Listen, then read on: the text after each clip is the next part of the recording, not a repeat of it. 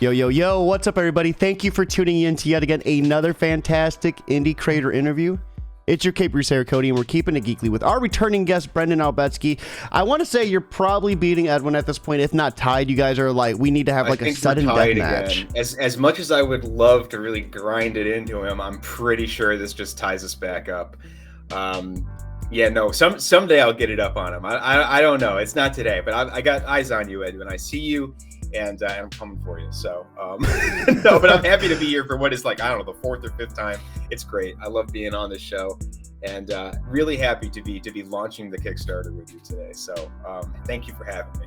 Absolutely. And, I would say there's like one other person who might actually be tied with you guys. If not, I'd have to count. He might actually be beating. Richard Fairgray has been on the show multiple times too. Very prolific creator. I don't think he ever sleeps. I don't think I like that. Maybe I think that we need to have like a handicap match or something, and like a three-way table on the later show chair together match a couple of times and really just bump our own numbers up, and then it can be a one-on-one.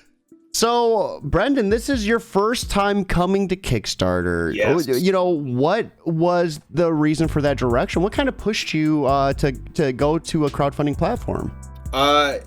I just decided I could do it all myself. I've done a little bit of work with publishers, and it's good work, and I enjoy doing it. But with Maru Kiru specifically, and I work on a lot of books, and I think I'm working on 3 series right now, other than Maru Kiru. Circuit Champ with John Solito and Wild Hair Comics. World Ends in Fire with DC Horn and Zancon Entertainment, and then with Edwin DeCastro actually on the alternate issue for Lost Between Worlds. And I love working on all those, and I love that team collaboration, and I really enjoy working in that environment. But Maru Kiru is a different beast entirely. That's my creator-owned project, and I have just kind of discovered on that I just like to do all the jobs when it comes to it. It's like I'm thinking to myself, if I owned a printing press, I'd be printing and binding the books myself too. I don't have access to that, unfortunately, but I can do everything else. And so it really is. It's like I want to do all the work for it, and as a result, I want to reap all the rewards for it as well. So this is one of those things that's just 100% me. And we were joking about this earlier, but I cut together a trailer for the Kickstarter, and that was also 100% me. I edited that video. I recorded the soundtrack for that video myself. I even made the wind sound effects myself. Were you doing just like a phone in the air? You're just like waving in the air? No, it's 3 layered tracks of me blowing into a microphone. He's like, LOL, no, you fool. It's much more complicated than that. Yeah, no, it was very, very, very easy and very dumb. But yeah. So yeah, I just like to do everything on this particular project. And as a result, I've seen a lot of people be very successful with crowdfunding, and I wanted to give it a try.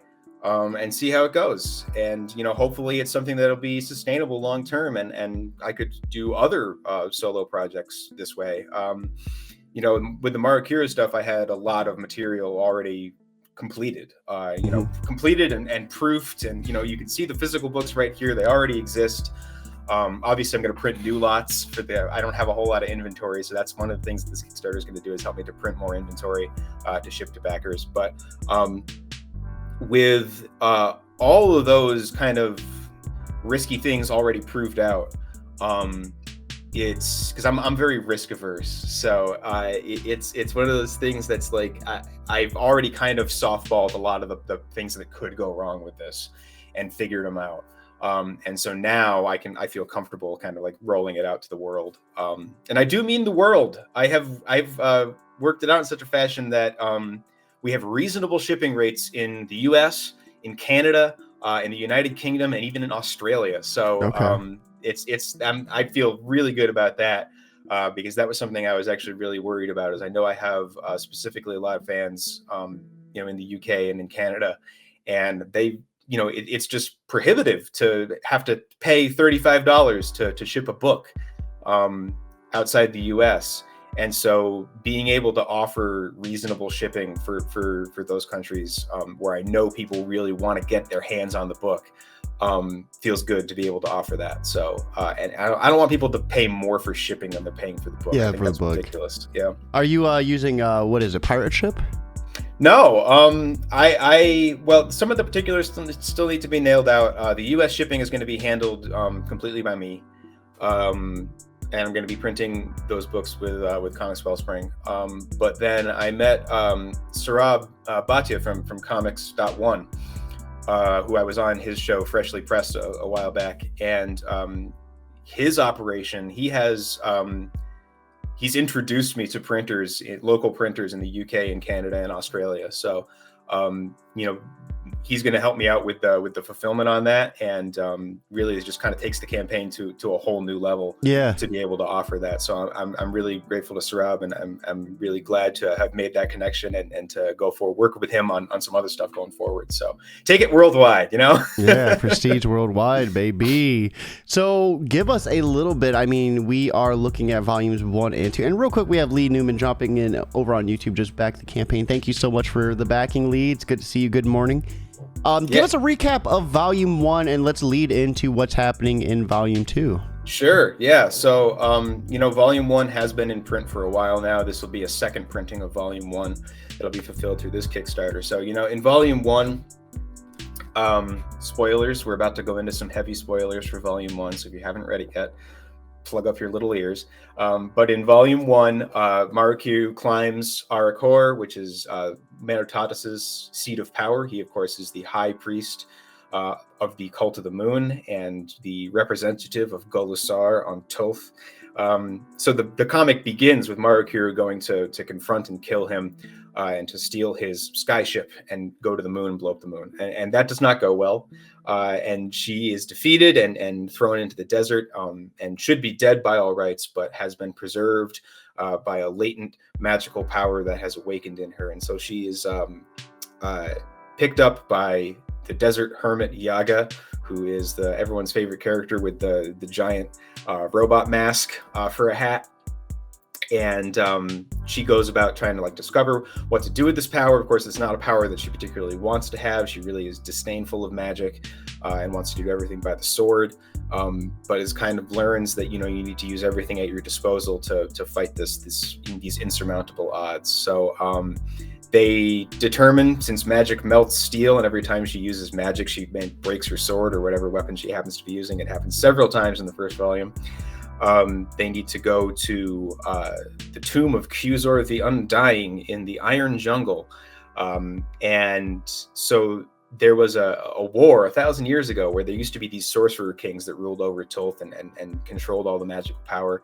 And then this evil god Golusar, who's the god who sits astride the moon, killed all the sorcerer kings and took all that magical power for himself in the moon, and he only doles it out to his cultists.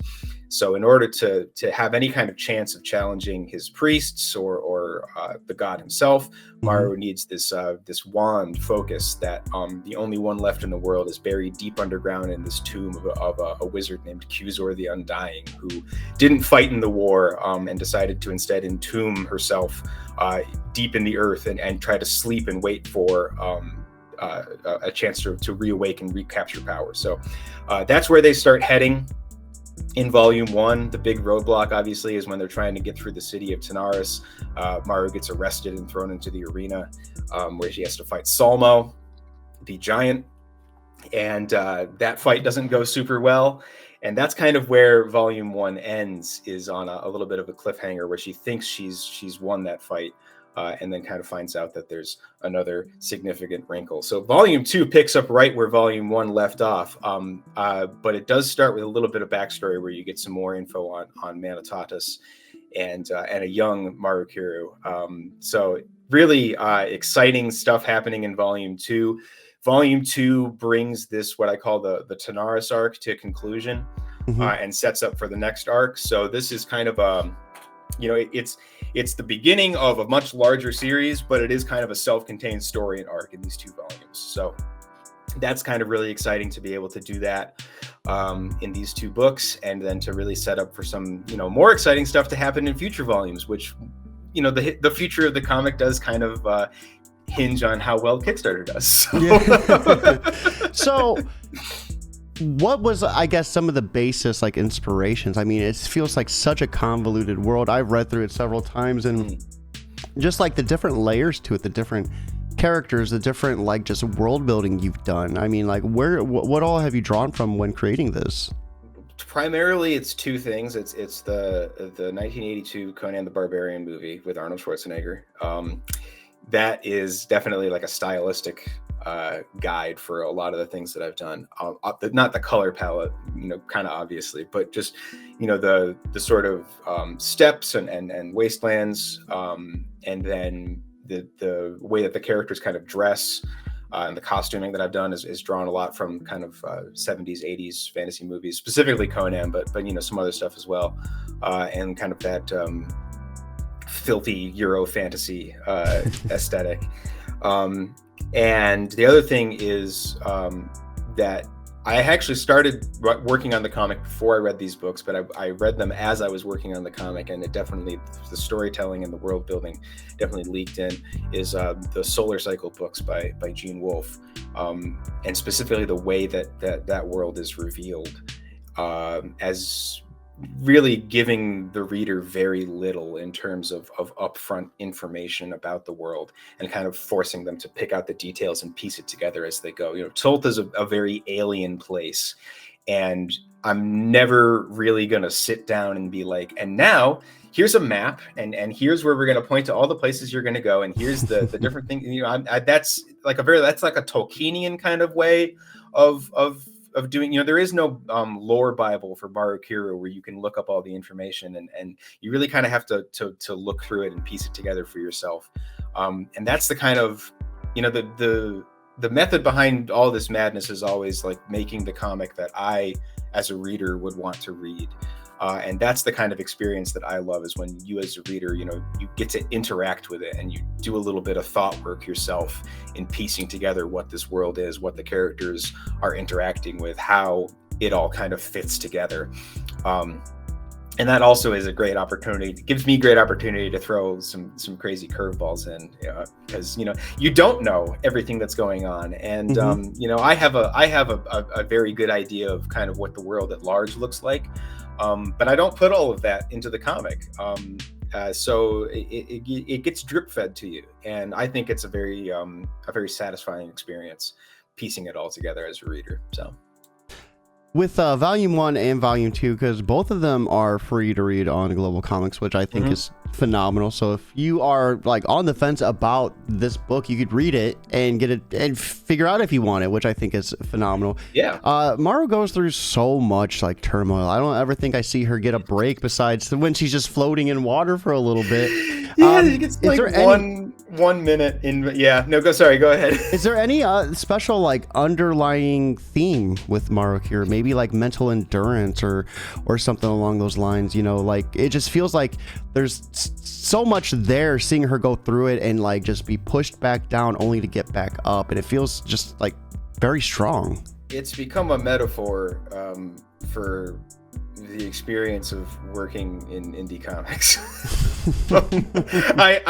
It sounds like a joke, but no, it really has. I keep saying stubborn defiance in the face of insurmountable odds. That's her whole deal, and yeah, it's she never gives up. And you see that in Volume 2. I'm not want to spoil anything for anybody, but yes, it is on Global Comics. So you can read it for yourself if you want to. But she never gives up, not under any circumstances. But she still kind of has to deal with that constant self-doubt of, she has this absolutely insane goal that she's single-mindedly pursuing, and constantly kind of having to deal with that. What if I'm not good enough? And how do you respond to that? How do you live with that? How do you keep getting back up when the entire world wants to see you fail or wants to see you die, or is indifferent to your struggle? You get little flashes of support for her from small corners of the world, from individual characters who come forward and say, I'm with you on this, and I'll help you with this. But there's definitely a very overwhelming sense of opposition. And it's almost claustrophobic in a lot of ways. because the whole comic really does focus primarily on Maru Kiru's POV. There's a couple of small instances where we shift to another character for a minute or two, but for the most part, it's really focused, very narrowly on her and on how she is dealing with her current circumstances. And you're right, they're almost always bad. It's always a real struggle for her. But she never gives up, and she no matter what the challenge is, she finds a way to keep moving forward. And it's really weird to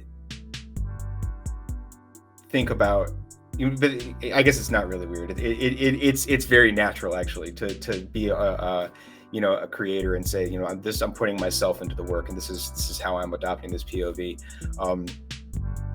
That's really where you find me, the author, in the character, is kind of the it's a different kind of struggle, but it is maintaining that kind of mental focus and emotional bulwark that allows you to keep doing this day after day after day after day. And it's you cherish the small victories when you have them, but you kind of never get to lose sight of that larger goal and kind of how far away it is and how much more work you need to go in to put in to do it. So yeah, that's kind of my philosophy throughout the whole thing. But I do it with, high fantasy and big sword fights and all that kind of stuff, because that stuff is just fun. It's spectacle, and I like that spectacle of comics as well. I love that. We have Lee Newman saying his own personal comic is distributing in Australia via Comics app as well. So that is that's phenomenal. We tried to get Comics app on at one point in time, and I think it was either storming on his end or mine, and it was a cluster. We kept dropping. We tried to reschedule, and it's just like the tides of life was just like, nah. It's like, yeah, maybe sometime down the road, but not anytime soon. I hope you get a chance to speak with him, because Sarab's a cool guy, and and he's got a lot going on over in Australia. So it would definitely be good to. I hope the technology behaves better next time.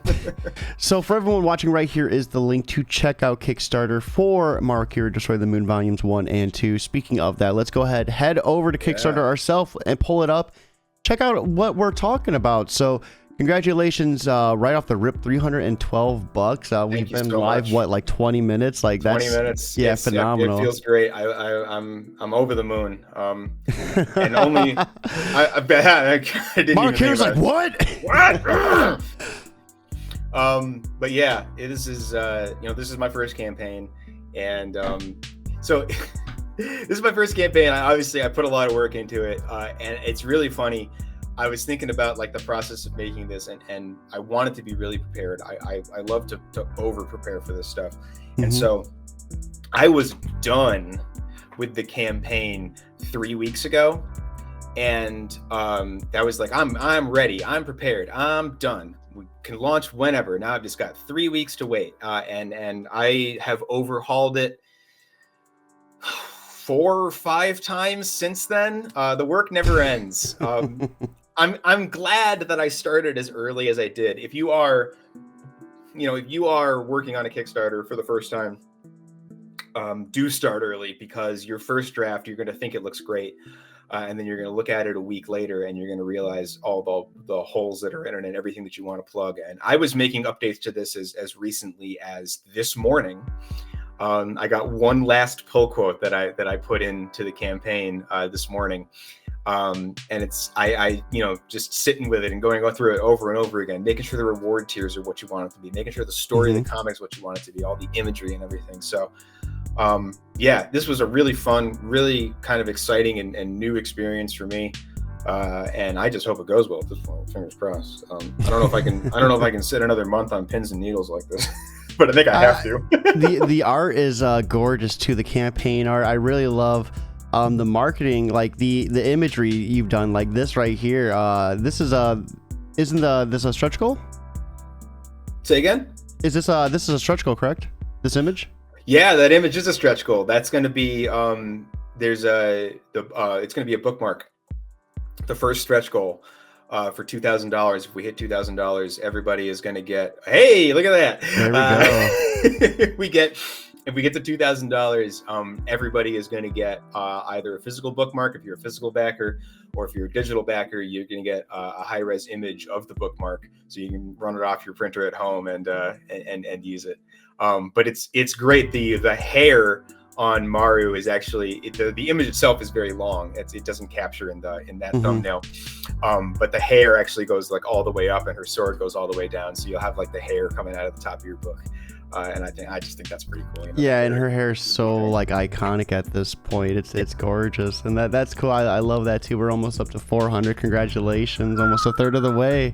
So, oh man, and I just, one thing I love too is the art you did for the Kickstarter. For this being your first Kickstarter, you definitely put a lot of work in, I feel.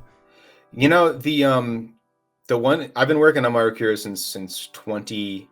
Well, I've been working on the comic as a concept since like 2020, early 2020, before lockdown 2020 even. But obviously I started getting really serious about it when I was locked indoors. But I've been making art for this comic for like 4 years now. So as I'm like, oh man, I got this Kickstarter, I'm gonna have to put all this art together, I realized I've got like 4 years worth of artwork, promo artwork, comic interiors, comic covers, everything that I've made for this comic. It's like, it's time to put this stuff to work. So I actually had to create very little new art for the Kickstarter. There's just so much stuff that people, has been sitting in my folders that people really haven't seen.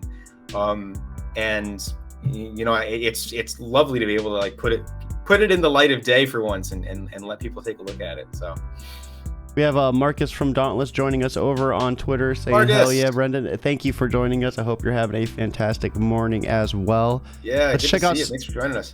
Some of these preview images, and like this feels like the perfect like image right here. Just you have Maru Kiru against like the most bombastic type of like creature possible. It even gets more insane after this. It does. That's the most tame page of this sequence. Yeah. Like each fight, it's like it feels like a God of War battle almost. Very much so. Yeah. This one, I mean, all of them. She fights a lot of giant creatures in over the course of the comic. This is the fight with giant Salmo from Volume 1.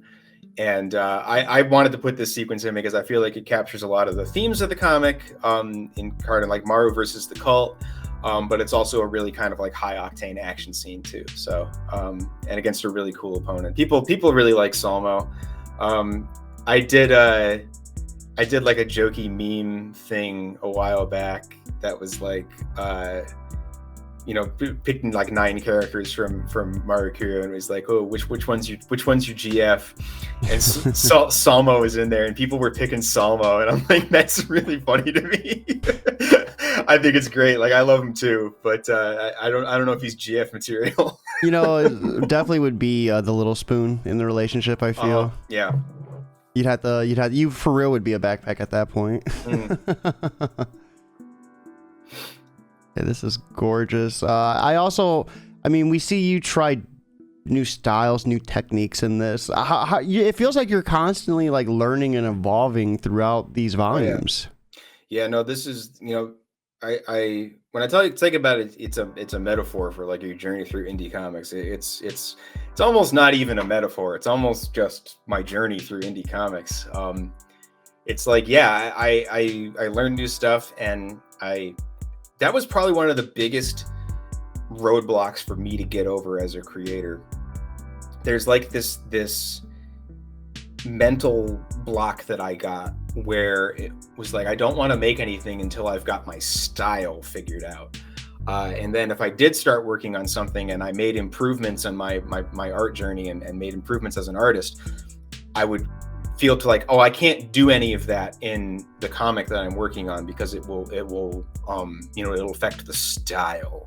Mm-hmm. And how I got over that, I was talking to Alejandro Brutzetse, who is a New York-based artist, and he's a fantastic illustrator. He did the first ever piece of fan art for Maru Kiru way back when the comic first started, and it was so inspiring to me because he's an amazing artist.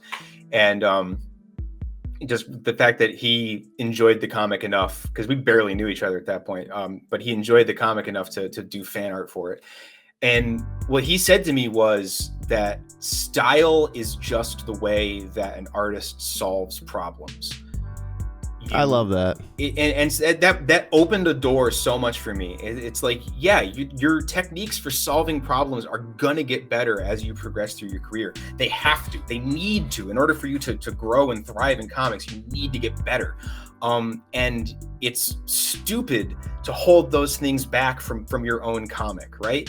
So like, don't worry so much about what your style is, and worry way more about telling your story through pictures.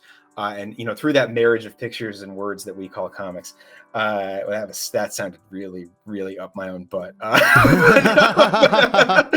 But yeah, no, it really is. It's like you need to put all your tools to work all the time, and you need to improve your tools all the time too. And yeah, so your first comic is not going to look the same as your most recent comic, and it shouldn't. It should get better and better and better and better. And yeah, that's what happens in Maru Kiru. It's like, and nothing against the beginning of the comic, because I still go back and I read those initial comics and I think they look great.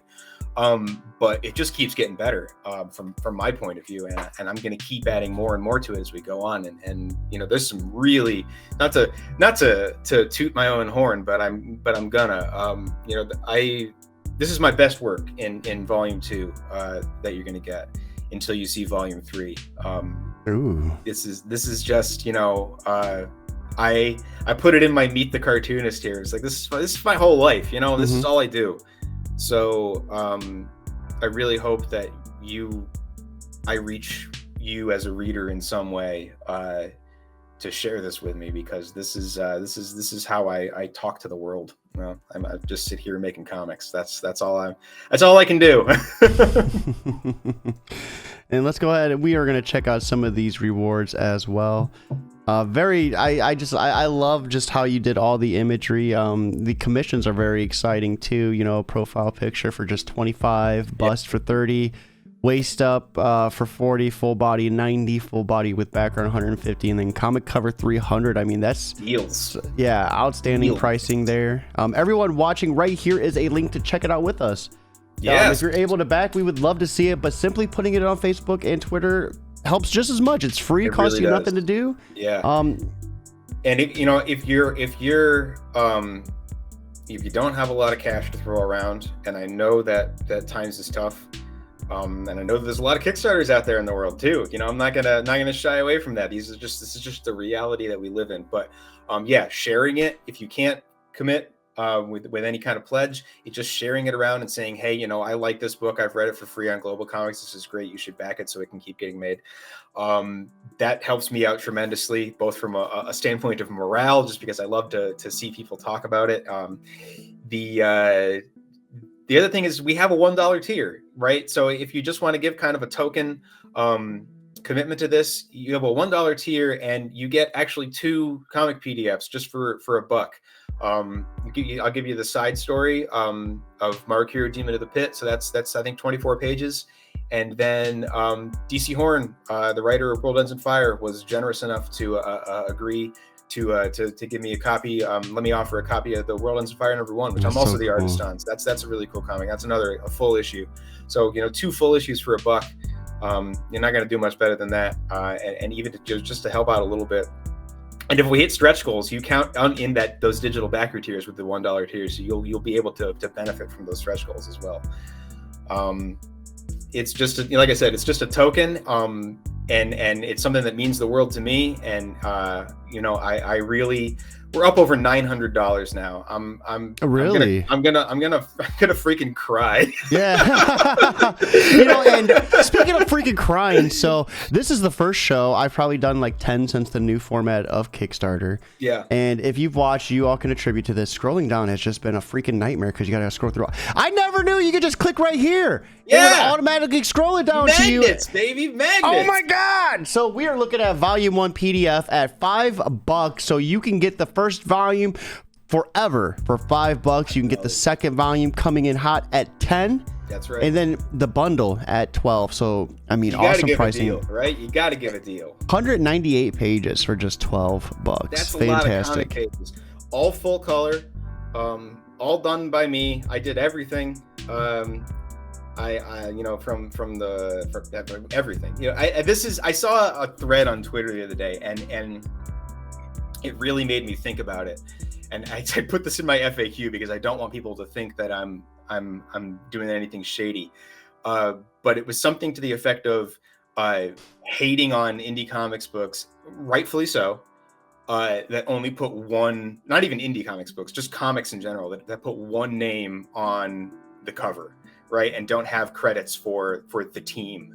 They'll only put the writer's name on the book, and that's it. And it's like, but there's so many people that went into it, and it's like, so I put in my FAQ, it's like, why did you only put your own name on the cover? And it's because I did all the jobs. That's the only reason. The only thing I didn't do for this book is proofread it, and I have a proofreader who I have begged to let me credit him. But he wishes to remain anonymous. And so that I am eternally grateful to that person, and don't worry, they're going to get theirs. But that's the only thing I didn't do was do the proofreading on this book. So yeah, that's why I'm the only name on the cover, because it was all me. And like, I always have this problem where I feel like when I was in high school, I used to be in a band, and we were bad band. But the high school band, high school bands are usually pretty terrible. Actually, I know some really great bands from people who I was in high school that were in bands that were way better than mine. But anyways, somebody told me once, where it was just like, you take yourself too seriously. You take yourself and your band too seriously. And that's like something that I still think about now as an old man. And I'm like, I don't want people to think that about me. Like I'm kind of silly, Just here for a silly goose time. Yeah, but I do take my creative stuff really seriously, because it's like the thing that I'm best at. And yeah, so it's like, I don't want people to think that I'm arrogant about it, but I will talk about it till the end of the world, because it's the thing I'm most interested in. You want to talk to me about, you want to get really bored at a party, ask me about comics. I'll talk your ear off for hours and hours. It makes me think of that meme, and like I hijacked it and made it into my own, where it's like the dude in the corner is like, they don't even know I run Keeping It Geekly. Like, yeah, it's exactly that. It's exactly that. And I do have friends who are understanding enough to, they'll ask me like, how's comics going, Brendan? And I'll try to be equally cordial and only say like 5 minutes worth of word vomit about. But it's like a dam. There's like a little pinhole in the dam. It's like, I just want to tell them all. We got to be at 6 hours here. I got 2 copies of my book in my backpack. Let's read along together. So Volume 1, Volume 2 physicals coming in hot at $20. Fantastic prices on that. And then let's get down to those commissions. So we have profile picture, head emote commission at $25. Yeah. I mean, what are we looking at? I mean, like, I guess, because the thing is, like, with emotes and profile pictures, you can't get too detailed, but like, no. What type of designs can they I guess ask for? So there's an add-on in the add-on section, which is the Maru Kiru emote set, which is 10 Maru Kiru themed emotes, and this is actually one of them. But yeah, so it's typically, I'll do it in like the 126 by 126 pixel frame, so it'll be a square. And yeah, it's low detail, but we can still manage to get kind of my signature style of color and block rendering, cell shading kind of look. And this obviously, this one has a little bit of a torso and a limb in it, which you can do in yours as well. Really, the size and the detail is kind of what's indicative of the tier. And then we say head because that's kind of maybe the most largest detailed thing that you could get on there. Mm-hmm. But yeah, it'll be similar to level of detail that if you want to check out the emote add-on, you can see also kind of what you're looking at, or even my profile picture that I use for Kickstarter is another kind of similar thing that you could see. Get something along those lines. So yeah, $25. It's a steal. I'm doing some real deep discounts on commissions for this, and I've been running a weekly fan art poll. I don't know if you saw my big Conan the Barbarian post. Oh yeah, dude, you killed it on that. Thank you. We're doing Batman Beyond this week. That's what won the poll this week, so that's going to be fun. Oh my gosh. I haven't even thought about Batman Beyond since I was a kid. So I'm headed to Max to watch a couple episodes to refresh myself on the Rogues Gallery and everything that's going on. But you know, we've put some strong contenders up in the polls, and people have been a little bit disappointed when their favorite doesn't win. You know, we had a slobber knocker of a poll this week. It was I put Krull in there every time because Krull's going to win someday. There's a Krull contingent out there, and God bless the Krull contingent. But we had Dungeon Meshi in there, and we also had Hades in there. And you know, obviously people want those things to win, and they voted for them. Batman squeaked it out, but hey, you know, this is your opportunity. If your favorite didn't win, scoop into this Kickstarter, get yourself a discounted commission, and be like, hey, I need you to draw Chilchuck for me. This is what I want. That's how you're gonna get that. I put up I love Simpsons memes because I'm an elder millennial. But I made one for commissions with just don't make me tap the sign.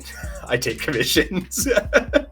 And then we have Volume 1, Volume 2 physical bundle, $40. Yep. So get both physical copies hot off the press, $40, awesome price there. And that's 198 pages once again, in case you forgot. I mean, I see some campaigns where you're paying that for 40 pages, 50 pages. Yeah, I ran the numbers on printing, and ooh, Volume 2.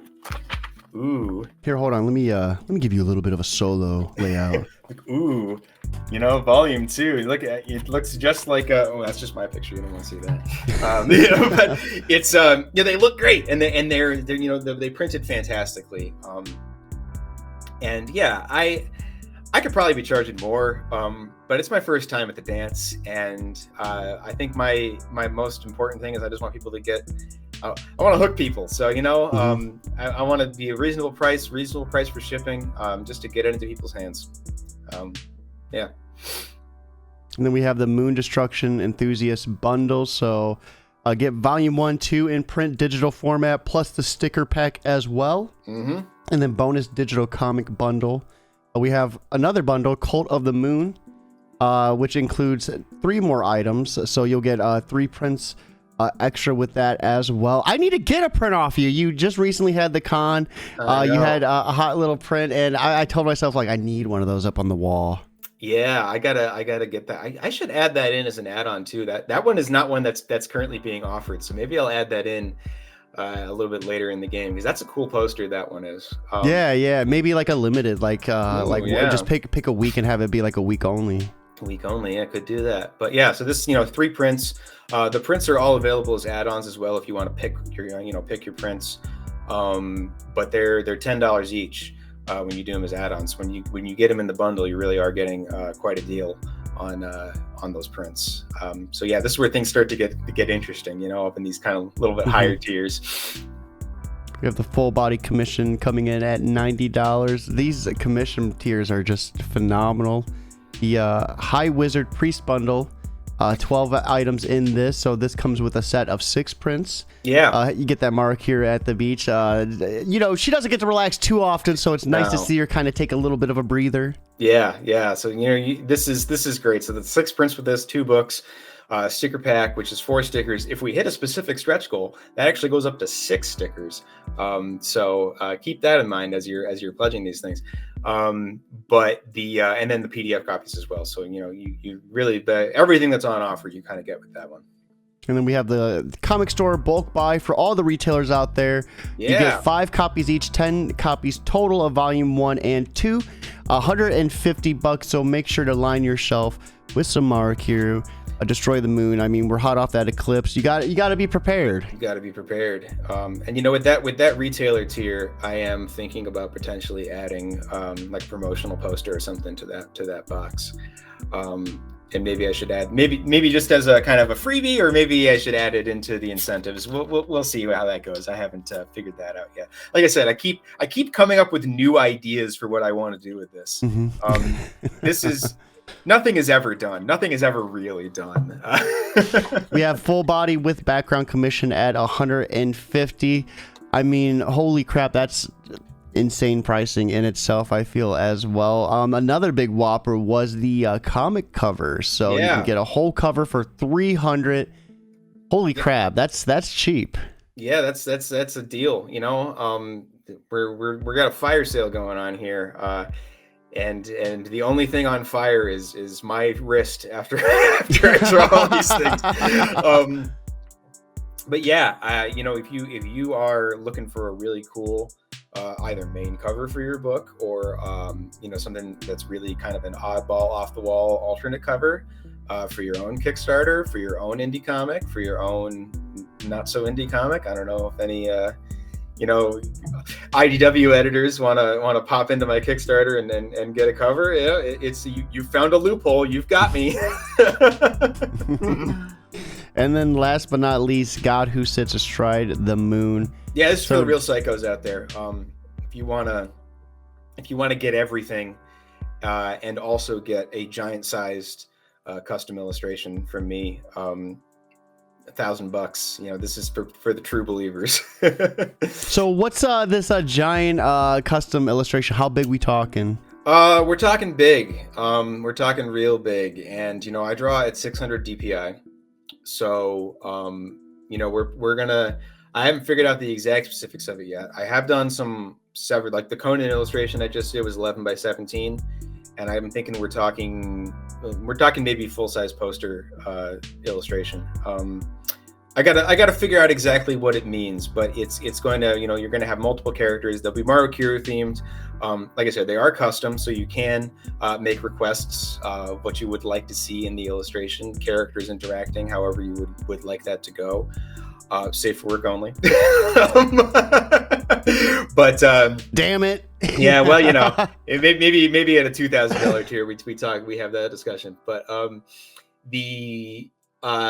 but yeah, it's gonna, if you want you know, an entire cast shot of everyone who's ever appeared in the comic, you know, we can do that. If you want a big exciting fight scene between two characters who maybe haven't interacted previously, or whatever you want to see, you know, I'll work with you to get what you want. It's custom, it's for you, it's exclusive. I will never sell it other than this. You know, I'll probably show it to the world just because it's cool, but like in terms of like who will be able to get prints of it, who will be able to get downloads of it, it's just for you. So 3 slots for that. And that really is awesome. You could potentially have your own like little property piece of Maru Kiru that the world will never be able to get a chance to own either. So it'll be all yours. Awesome. Let's see where we're ending at. $904. Jesus.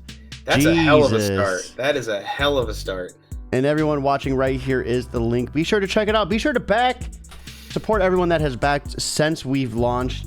And share that wherever you can. Word of mouth is, of course, 100% free. Now, Brendan, it is time for us to begin wrapping up. For anyone who might be on the fence or on the moon about backing, what would you like to say to them to kind of help push them off? I've never had anybody read this comic and tell me they didn't like it. I don't know if that means they're sparing my feelings, but I think that it makes a great impression. And, you know, I had, if you look at I wrote a little praise for Maru Kiru section where I just included some pull quotes from people who, you know, have said nice things about the book and were generous enough to be willing to let me repeat those things. But Harrison Stewart said, it's something that you can imagine like a cell shaded red Sonja with a little bit of a sci-fi twist. And that kind of gives you an idea of what it is, but it is a book you really have to read it to appreciate it. So, like you said, if you're on the fence, check it out on Global Comics. But I think you're going to want to have it on your bookshelf. It doesn't look like anything else you've got. It's my own kind of unique voice, and it's a real hell of a ride. So I really hope that you'll come with me and you'll experience the journey, and we're going to go blow up the moon. I love it. I love it. Now, Brendan, as someone who is self-taught, and we've had you on the show before, so I want to make sure I kind of change it up. Sure. What's your biggest piece of advice to staying fresh, to staying on top of your medium that you're creating, and just encouraging yourself to learn? Because it's so easy to get stagnant, I feel. It's so easy to get somewhere where you feel comfortable and you stay there. Yeah. What's your advice for the person that's seeking to just keep growing? So like flip your perspective, literally. Something that I have happened to me quite a bit is I'll start to feel a little bit stagnant in kind of the shots that I draw. Or, I think like, oh, this angle is starting to feel flat. I'm just drawing people, talking to each other. Switch it up. Look up I just started looking up, they're vintage now, which makes me feel pretty old, but vintage magazines from the 2000s, the early 2000s. And what was big in like music magazines and whatnot in the early 2000s was like the fisheye lens, where you get people like coming really close, and then you see like the whole like for bands and stuff on album covers or on posters. Draw weird poses, draw weird camera angles, draw weird perspectives. If you're bored, I say this all the time, but if you're bored by what you're drawing, then your readers will be bored reading it. So, make sure that you're keeping yourself engaged and enriched as an artist, and try new things and try weird things, and plug through the frustration of not being able to do it right on the first try, and stick with it and get it done. And that's how you keep it fresh, and that's also how you're going to grow. So it has that double-sided effect of keeping you interested and also improving your technique. So I think that's, yeah. I always it's funny you talked about the bands. I listen to a lot of like death metal, like stuff you absolutely cannot understand at all, and just makes you want to just violently swing. And it's always like the four-piece, like standing like shoulder to shoulder, like sweats, black t-shirt, ripped up jeans, and they're all tatted. It's always the same pose every time too, and it's like drummer standing like this with the sticks. One of them's always like the happiest looking out of the bunch too, and then you have like the Ned Flanders looking guy. That's the heaviest one. Like, yeah, it's like, no, he actually kills people in his spare time. No, yeah, when you see him, you know the pit's about to go hard. Yeah. So, Brendan, what are you consuming outside of creating? Video games, TV shows, books. What have you been up to? I've been watching Dungeon Meshi quite a bit, and I like that show a lot.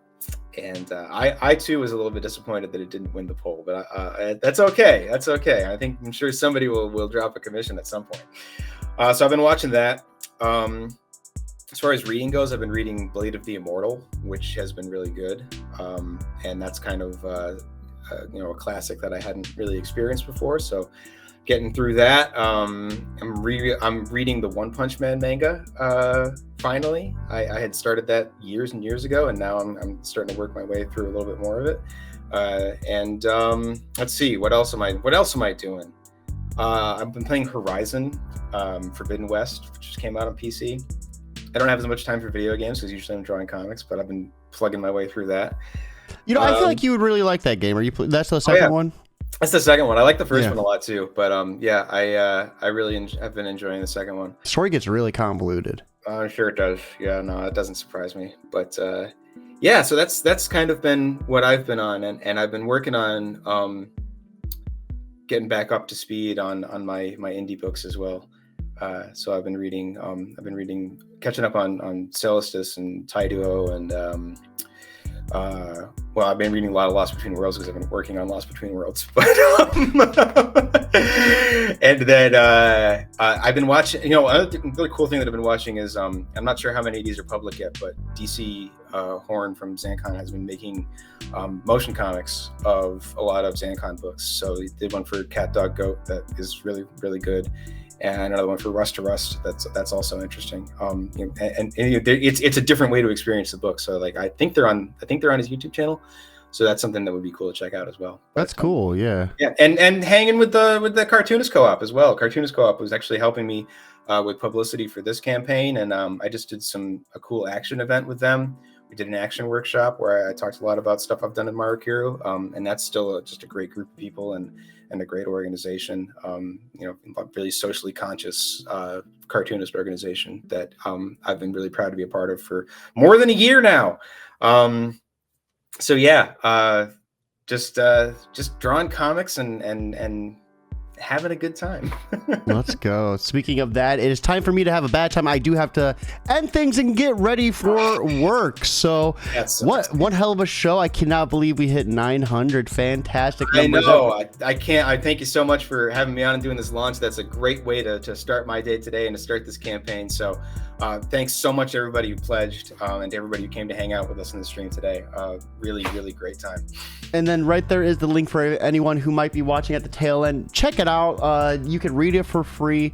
And if you're unable to back, put it on Facebook and Twitter. Word of mouth is 100% free. With that being said, I hope you all have a fantastic Tuesday, but most importantly, keep it geekly.